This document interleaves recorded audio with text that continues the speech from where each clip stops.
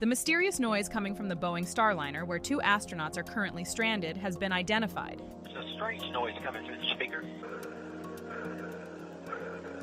After being told they will not return to Earth until 2025, NASA astronauts Suni Williams and Butch Wilmore had another terrifying 24 hours in space after hearing a pulsing noise coming through the craft's speaker. NASA have now confirmed that the sound was the result of an audio configuration between the space station and the Starliner. The astronauts are currently unable to return home due to multiple technical failures with the Boeing spacecraft, but NASA insists the noise was common to hear and had no impact on the crew.